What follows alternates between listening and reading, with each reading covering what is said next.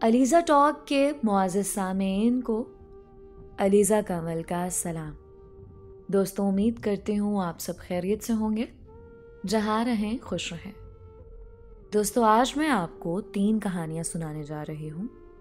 ये कहानियाँ मुख्तलिफ लोगों की उनकी ज़ाती ज़िंदगी से मुताल्लिक़ हैं। ये कहानियाँ उन्होंने मेरे साथ मुझे इंस्टाग्राम पर शेयर की। अगर आप भी अपनी कहानी मुझसे शेयर करना चाहते हैं तो अपनी कहानी मुझसे इंस्टाग्राम पर ज़रूर शेयर करें। तो बढ़ते हैं आज की पहली कहानी की जानिब। ये कहानी उमर और सादिया के नाम। ये कहानी एक नौजवान उमर की कहानी है, जो मुरीद के करीब एक गांव खटियाला में अपने ख़ानदान के साथ रहता था। उमर अपने बहन भाइयों में सबसे छोटा था और उसके वालिदैन और बहन भाई उसे बेहद मोहब्बत देते थे। उसने ज़िंदगी में सब हासिल कर लिया था, माँ बाप का प्यार, बहन भाई का प्यार। उसने कभी भी अपने आप से कोई शिकायत ना की थी और ना ही अपने माँ बाप से कोई शिकवा किया था। वो अपनी ज़िंदगी से बेहद मुतमईन था। लेकिन उस मासूम को ये मालूम नहीं था कि चंद दिन बाद ही उसकी ज़िंदगी में कैसा वबाल आने वाला है और उसकी ज़िंदगी कितनी मुश्किल में आने वाली है। उसका दिल मासूम और ज़िंदगी सादा थी। वो दिन भर अपने दोस्तों के साथ खेलता था। उसने कभी ज़िंदगी को ज़्यादा अहमियत नहीं दी थी। वो बस अपने आप में ही मगन रहता था। अपने वालिद की छोटी छोटी बातों को सुनकर मुस्कुराता और अपनी ज़िंदगी से मुतमईन था। एक दिन जैसे कोई खुशी छीनने का वक्त आन पहुंचा हो। उमर को एक अनजान नंबर से पैगाम मौसूल हुआ। पहले तो उसने हैरानी से उस पैगाम को देखा, लेकिन फिर तजस्सुस की बिना पर जवाब दिया। उसने पूछा, कौन है आप? ये पैगाम किस लिए भेजा? दूसरी तरफ से जवाब आया कि पैगाम गलती से भेजा गया है और वो मुआज़रत चाहते हैं। उमर को ये बात आम से महसूस हुई, मगर फिर भी कुछ शक सा हुआ कि शायद ये कोई बहाना हो, शायद उसके पीछे कोई वजह हो ही नहीं। जवानी चढ़ रही थी, इसीलिए ये सब कुछ बहुत अच्छा लगा था। वक्त के साथ तजस्सुस बढ़ा तो उमर ने उस नंबर पर कॉल किया और जब उसने कॉल पर बात शुरू की तो उसने महसूस किया कि दूसरी तरफ की आवाज़ बहुत खूबसूरत और दिलकश है और यह आवाज़ किसी लड़के की नहीं थी, बल्कि एक खूबसूरत हसीन दोशीज़ा की मालूम हो रही थी। उसने अपने बारे में बताया और आहिस्ता आहिस्ता उनकी बातों का सिलसिला बढ़ता गया। बातों के दौरान उमर ने जाना कि लड़की का नाम सादिया है। सादिया नाम भी बहुत सादा था और वो लड़की भी बहुत सादा तबीयत की मालिक थी। सादिया के साथ उसकी बातचीत रफ्ता रफ्ता उसकी ज़िंदगी का हिस्सा बनने लगी थी। उसने सोचा भी नहीं था कि ये लड़की महज इत्तफाकी तौर पर उसकी ज़िंदगी में आई और फिर उसकी ज़िंदगी में इतनी अहमियत रखना शुरू कर देगी। वो जल्द ही ये ताल्लुक दोस्ती के मजबूत ताल्लुक में बदल चुका था। उमर को अब रोज़ सादिया के पैगामात और कॉल का इंतज़ार रहता था। वो दोनों दिन रात बातें करते थे और उनके दरमियान कई बातें और कहानियाँ शेयर होने लगी थीं। उमर को ये महसूस होने लगा जैसे सादिया ने उसकी ज़िंदगी में खुशियों का रंग भर दिया हो। उसकी सादा सी ज़िंदगी में एक अजीब सा रंग पैदा हो गया। उसने तो कभी ये एहसास महसूस ही नहीं किए थे। वो तो बहुत सादा ज़िंदगी बसर कर रहा था, लेकिन जब से सादिया उसकी ज़िंदगी में आई थी, जिससे सब कुछ तब्दील हो गया था। उसका दिल खुशी से भर जाता था और हर दिन उसके लिए नए ख्वाब बुनने लगता था। सादिया और उमर की ये दोस्ती 3 साल तक चलती रही और उनकी मोहब्बत की गहराई में इजाफा होता चला गया। एक दिन उमर ने अपनी हिम्मत जुटाकर सादिया को प्रपोज कर दिया। उसने दिल की सच्चाई से कहा, सादिया, मैं तुमसे बहुत मोहब्बत करने लगा हूं। क्या तुम मेरी जिंदगी का हिस्सा बनना चाहोगे? सादिया भी उमर से मोहब्बत करने लगी थी और उसने खुशी से ये रिश्ता कबूल कर लिया था। दोनों के लिए ये लम्हा बहुत खुशी का था। उमर को यकीन नहीं आ रहा था, जो वो हासिल करना चाहता था उसको मिल चुका है। वो तो हैरान ही रह गया था। उन दोनों के मुश्तरका फैसले ने अपनी मोहब्बत को एक नया नाम देने का फैसला कर लिया था, मगर किस्मत को शायद कुछ और ही मंजूर था। एक दिन जब उमर ने सादिया से शादी की बात की और कहा कि वो उसके साथ अपनी जिंदगी गुजारना चाहता है, तो सादिया ने एक मुश्किल हकीकत उमर के सामने रखी। उसने कहा, मेरे घर वाले कभी इस रिश्ते को कबूल नहीं करेंगे। उनकी सोच बहुत अलग है। वो बहुत ही मुख्तलिफ मिजाज के लोग हैं। उमर ने उसे समझाया कि वो अपने वालिदैन को समझाए और उसके वालिदैन को रिश्ता भेजने का वादा किया, मगर सादिया ने साफ इनकार कर दिया। उमर बार बार सादिया से इस बात को संजीदगी से लेने का कहता, मगर हर बार उसे मायूसी होती। उसका दिल बेचैन हो जाता, मगर वो सादिया के इनकार के बावजूद उम्मीद का दामन नहीं छोड़ता। वो हर रात दुआ करता कि शायद सादिया का दिल बदल जाएगा और वो अपने घर वालों को राजी कर लेगी। दूसरी तरफ उमर के वालिदैन को उसकी शादी की फिक्र रहने लगे। उन्होंने बार बार उमर से पूछा कि अगर वो किसी को पसंद करता है तो उन्हें बताए, ताकि वो उसकी शादी उसकी पसंद की लड़की से करवा सके।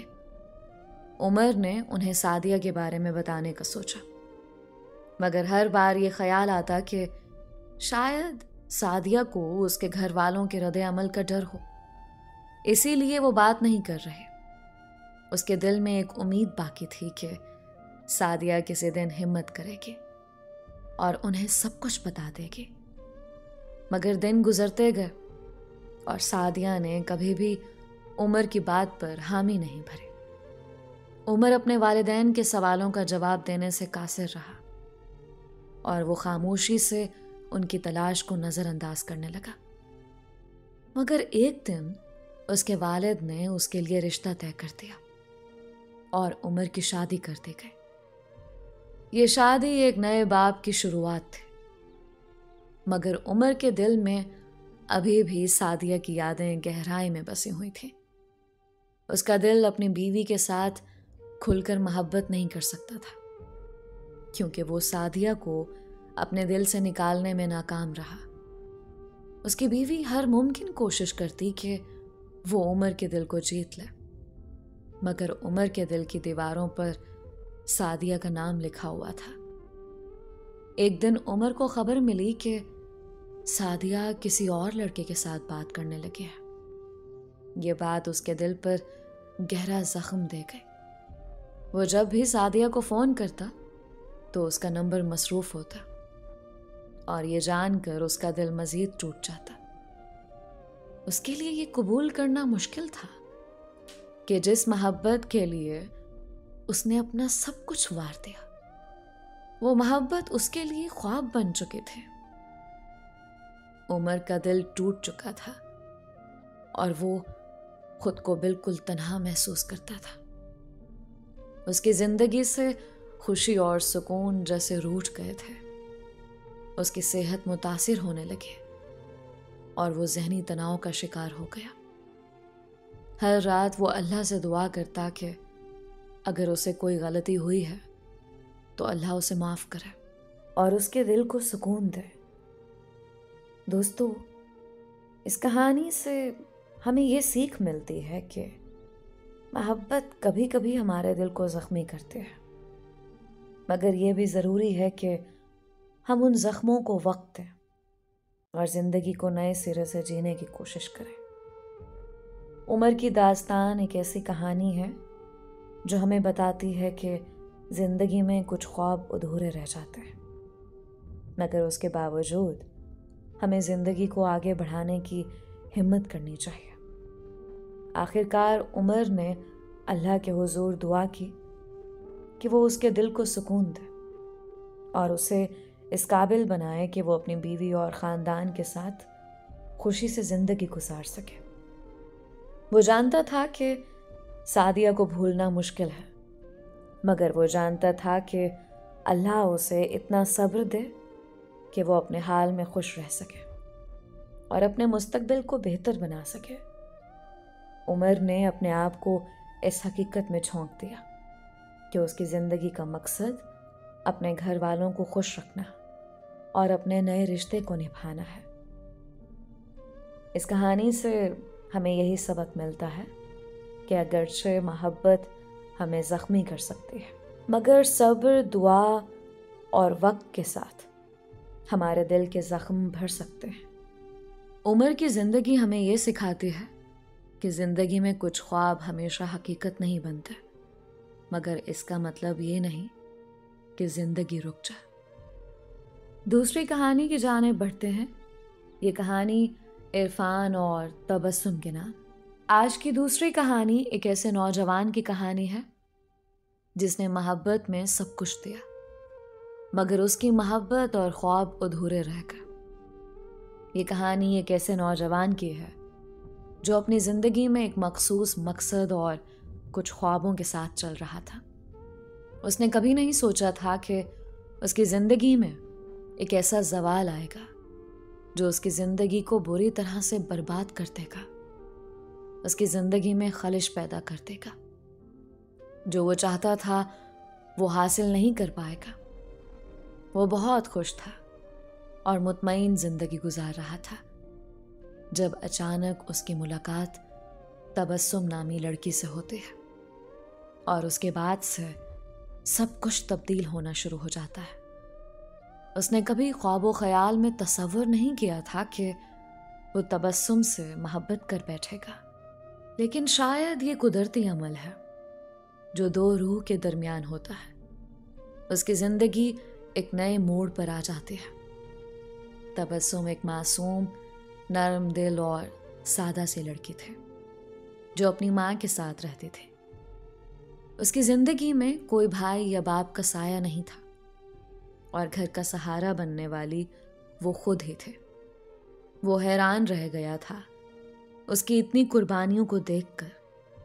इतनी सादा दिल लड़की इतनी मेहनतकश भी हो सकती है, उसने कभी तसव्वुर भी नहीं किया था।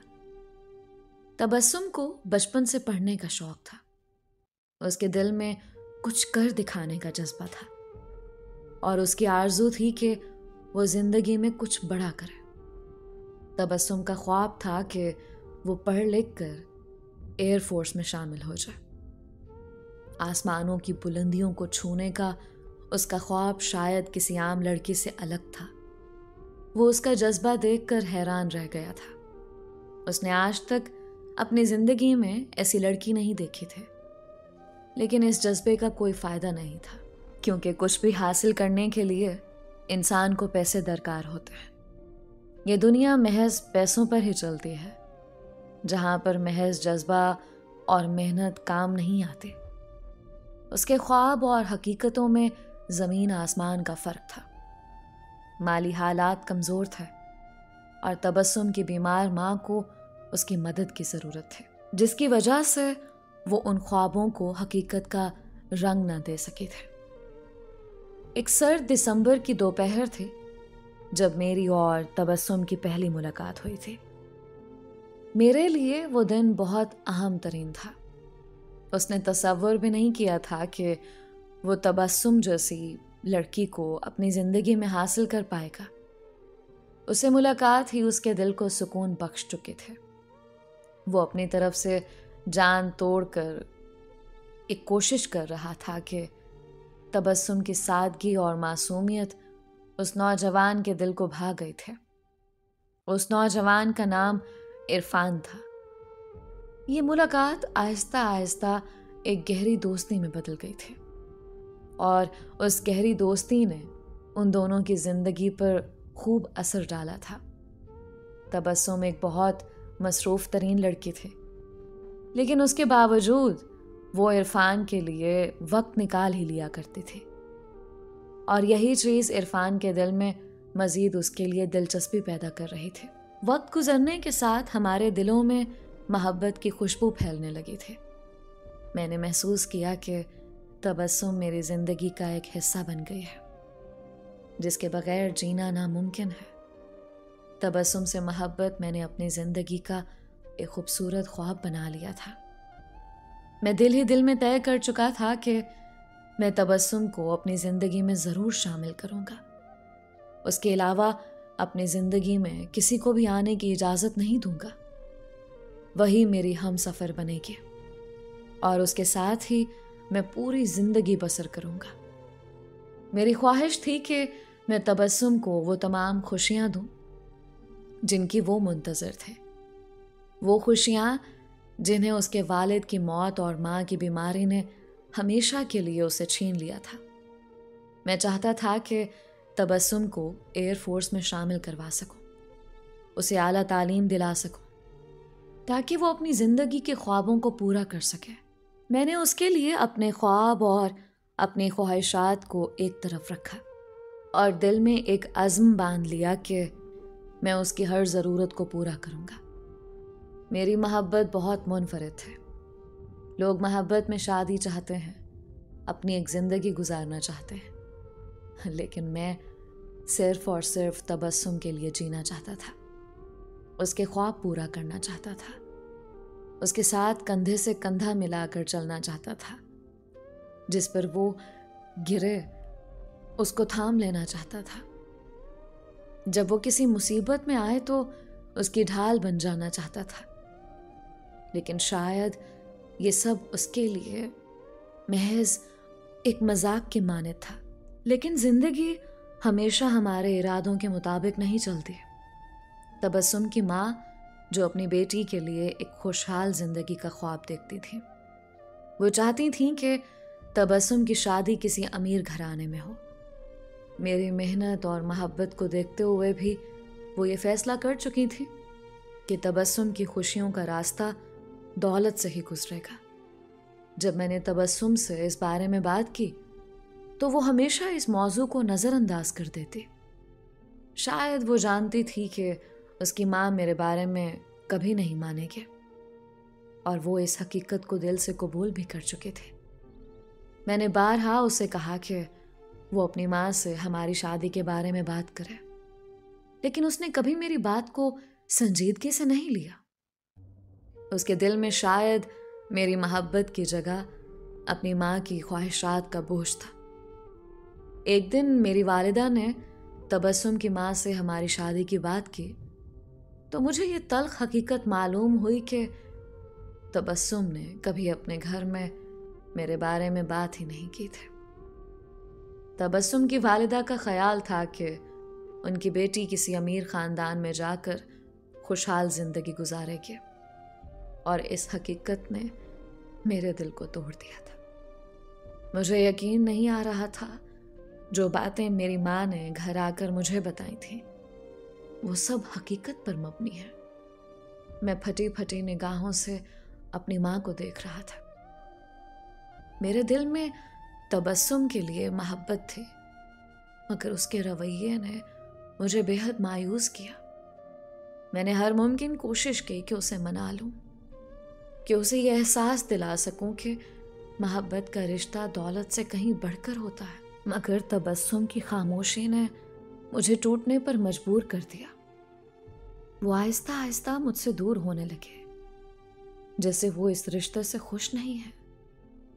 मेरी हालत ऐसी हो गई थी कि मैं समझ नहीं पा रहा था कि अगर तबस्सुम को छोड़ना ही था तो वो मेरी जिंदगी में आई ही क्यों। मुझे उससे बेहद मोहब्बत थी, और उस मोहब्बत ने मुझे अपने मकसद से हटा दिया। मैंने अपनी जिंदगी के तमाम ख्वाब उसकी खुशियों में समो दिए थे, मगर तबस्सुम ने मेरी मोहब्बत को ठुकरा दिया। वक्त के साथ तबस्सुम ने मुकम्मल तौर पर मुझसे दूरी इख्तियार कर ली। वो मेरे पैगामात का जवाब नहीं देते, मेरी कॉल्स को नज़रअंदाज करते, और मेरी तमाम मोहब्बत को भुलाकर किसी और रास्ते पर चलने लगे। मैंने दिल से दुआ की कि अल्लाह मुझे सब्र दे और अगर मैंने कोई गलती की है तो मुझे माफ़ कर दे। मैंने अल्लाह के हुजूर अर्ज़ किया कि मुझे तबस्सुम की यादों से छुटकारा दे दे और मेरे दिल को सुकून बख्शे। आज मैं अपनी ज़िंदगी में खुद को एक ऐसे मकाम पर पाता हूँ जहाँ मैं अपनी मोहब्बत को भुलाने की कोशिश कर रहा हूँ, मगर तबस्सुम की यादें मेरे दिल में हमेशा के लिए जिंदा हैं। अगर कभी तकदीर हमें दोबारा मिलाती है तो मैं उसके ख्वाबों को पूरा करने के लिए तैयार हूँ। मेरी ये कहानी शायद उन लोगों के लिए सबक है जो गुर्बत की वजह से अपनी मोहब्बत को नज़रअंदाज कर देते हैं, और उन लोगों के लिए भी जो मोहब्बत में अपनी खुशियों को कुर्बान कर देते हैं। मोहब्बत का रिश्ता हमेशा आसान नहीं होता। अक्सर हमारे इरादे, ख्वाहिशात और ख्वाब हकीकत की दीवार से टकराकर चिकनाचूर हो जाते हैं। मैंने तबस्सुम के लिए हर मुमकिन कुर्बानी दी, मगर मेरी मोहब्बत को ठुकराया गया। इस कहानी से ये सबक मिलता है कि मोहब्बत में हमेशा कामयाबी नहीं मिलती और कुछ रिश्ते हमेशा अधूरे रह जाते हैं। इरफान की कहानी हमें ये एहसास दिलाती है कि मोहब्बत एक ऐसा रिश्ता है जो कुर्बानी और सब्र का मुतकाज़ी है। उसने अपनी मोहब्बत को दिल में बसाया, मगर किस्मत ने उसे उसके करीब नहीं आने दिया।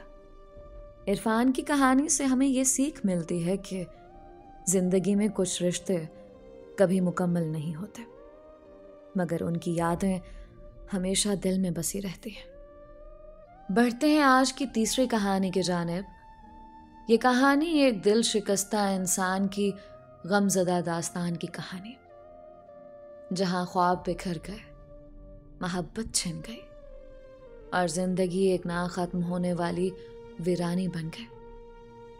मैं इस बात को तस्लीम करता हूँ कि इंसान की ज़िंदगी में उतार चढ़ाव आते ही रहते हैं, लेकिन ज़िंदगी के कुछ मोड़ ऐसे होते हैं जहाँ इंसान खुद को बेबस और बेसहारा महसूस करता है।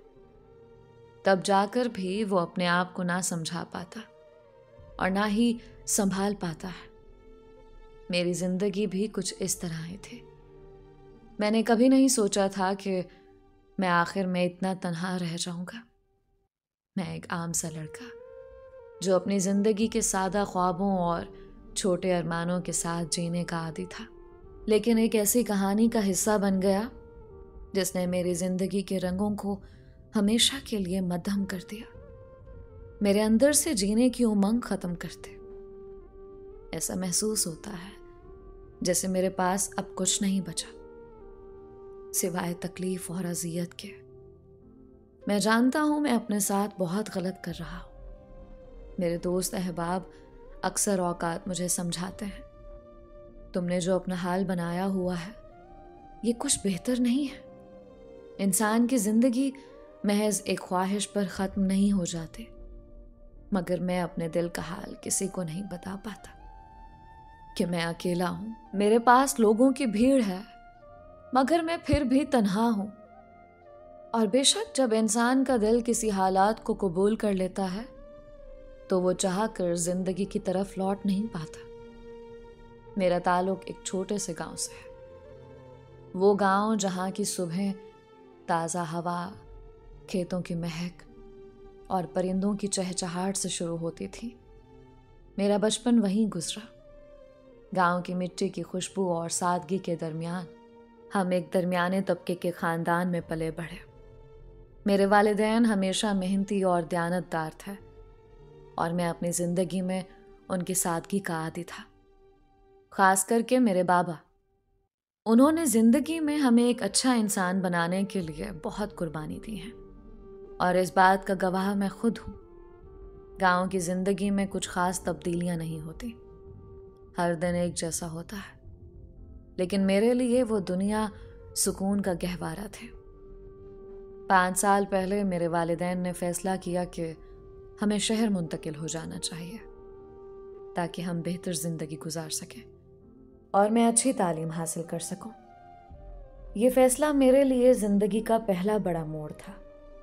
मुझे बहुत तकलीफ हुई थी। मैं अपने माँ बाप को समझाना चाहता था कि हमें शहर नहीं जाना चाहिए। बेशक यहाँ पर सहूलतें कम हैं, मगर सुकून है। शहर की ज़िंदगी में वो सुकून और राहत मौजूद नहीं है। मगर मेरे बाबा ने अटल फैसला लिया था, जिसके बायस मुझे खामोश ही रहना पड़ा। हमने अपना गांव छोड़ दिया और एक बड़े शहर में जा बसे। मेरे लिए ये एक नई दुनिया थी। बड़े लोग, बड़ी इमारतें और एक तेज रफ्तार जिंदगी। मैंने अपनी तालीम दोबारा शुरू की और मैट्रिक मुकम्मल किया। मेरे दिल में डॉक्टर बनने का ख्वाब था। बचपन से ही मेरे दिल में ये ख्वाब बस गया था, लेकिन मैंने कभी भी इसका तज़किरा अपने माँ बाप के सामने नहीं किया था, क्योंकि मुझे लगता था कि हम कभी भी गांव से बाहर नहीं जाएंगे। मगर अब मेरे पास मौका था और मैं इस मौके को किसी कीमत पर भी गंवाना नहीं चाहता था। दरअसल मैं हमेशा से लोगों की खिदमत करना चाहता था। एफएससी में दाखिला लिया, लेकिन जिंदगी हमेशा ख्वाबों के मुताबिक नहीं चलती। मेरे घर के हालात ने मुझे पढ़ाई से दूर कर दिया। मेरे वालिदैन की मेहनत के बावजूद माली हालात अच्छे न थे और ये सब मेरी पढ़ाई पर असर अंदाज हुआ। एफएससी के इम्तिहान में मेरे बहुत कम नंबर आए। मेरे ख्वाब चिकनाचूर हो गए। उस वक्त मेरे दिल पर क्या गुजरी या आज मैं अपने लफ्ज़ों में बयान नहीं कर सकता। एफएससी के बाद 1 साल तक मैं बेकार ऐसे ही फिरता रहा। वो वक्त मेरी ज़िंदगी का सबसे मुश्किल वक्त था। दिन रात अपने ख्वाबों के टूटने का दुख सहता रहा। आखिरकार मैंने मुलाजमत की तलाश शुरू की, लेकिन कहीं भी कोई मुनासिब काम ना मिला। मेरे एक दोस्त का फास्ट फूड का कारोबार था, तो मैंने वहाँ काम शुरू कर दिया। मैंने 6 महीने तक वहाँ काम किया और उस दौरान हर चीज़ सीख ली। लेकिन मेरे दिल में हमेशा एक खलिश रही कि मैं अपनी तालीम को मुकम्मल नहीं कर सका। एक दिन मैंने अपने वालिदैन से बैरून मुल्क जाने की इजाज़त मांगी ताकि मैं अपनी ज़िंदगी को बेहतर बना सकूं। मेरे वालिदैन, ख़ास तौर पर मेरे वालिद साहब, इस बात के सख्त खिलाफ थे। उन्होंने कहा कि मुझे अपनी तालीम दोबारा शुरू करनी चाहिए। मैंने उनकी बहुत मिन्नत समाजत की और आखिरकार वो राज़ी हो गए। मैंने बैरून मुल्क जाने के लिए मुख्तलिफ कंसल्टेंट से मुलाकात की और आइल्स की तैयारी शुरू की। यही वो वक्त था जब मेरी ज़िंदगी में एक ऐसा किरदार आया जिसने मेरे दिल की दुनिया बदल कर रख दी। आइल्स की तैयारी के लिए जिस इंस्टीट्यूट में दाखिला लिया, वहाँ मुख्तलिफ तुलबा के साथ मेरी मुलाकात हुई। उन्हीं तालिब इल्म में एक लड़की थी जिसका नाम रबाब था। वो लड़की मेरी ज़िंदगी का सबसे खूबसूरत ख्वाब बन गई। रबाब एक खूबसूरत, नेक दिल और संजीदा मिजाज लड़की थी। वो पर्दा करती थी, जो उसके वकार और शराफत को मज़ीद बढ़ाता था। उसकी मुस्कुराहट, उसकी आवाज़ और उसका अंदाज, बात करने का अंदाज दिल को छू जाने वाला था। उसकी सादगी और शाइस्तगी मेरे दिल में जगह बना रही थी। लेकिन उस वक्त मुझे यह एहसास नहीं था कि वो मेरी ज़िंदगी का सबसे अहम हिस्सा बन जाएगी। रबाब से बातचीत की शुरुआत एक मामूली सी गुफ्तगू से हुई। एक दिन इंस्टीट्यूट के सब स्टूडेंट्स चले गए, लेकिन मुझे अपना सबक तैयार करना था। वो भी वहाँ मौजूद थे। हम दोनों ने तालीम के हवाले से बात की और फिर उसने मुझसे मेरे ख़ानदान के बारे में पूछा। मैंने उसे सब कुछ बताया और फिर उसने अपनी ज़िंदगी के बारे में बताया। वो एक पठान ख़ानदान से थे। उसकी वालिदा डॉक्टर थी और उसके वालिद यूके में काम करते थे। उसकी बातों में एक मासूमियत थी जो दिल को भा जाती थी। कुछ दिनों बाद रबाब ने मुझसे मेरा नंबर मांगा। उस वक्त मैं थोड़ा हिचकिचाया, लेकिन फिर मैंने उसे नंबर दे दिया। उसी दिन शाम को उसका पहला पैगाम आया। हमारी बातचीत शुरू हो गई। शुरू में ये बातें तालीम तक महदूद थी, लेकिन वक्त के साथ साथ हम दोनों एक दूसरे के करीब आ गए। मैंने महसूस किया कि मेरा दिल उसकी तरफ खींच रहा है। उसके साथ बात करना मेरी जिंदगी का सबसे खुशगवार हिस्सा बन गया। चंद महीने गुजरे और मैंने अपनी मोहब्बत का इजहार करने का फैसला किया। एक दिन मैंने हिम्मत करके उसे अपने दिल की बात बता दी। वो शर्मा गई और 2 दिन तक खामोश रहे। तीसरे दिन उसने मुझसे कहा कि वो भी मुझे पसंद करती है।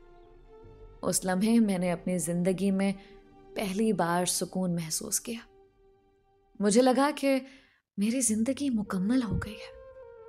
हम 1 साल तक एक दूसरे के साथ रहे।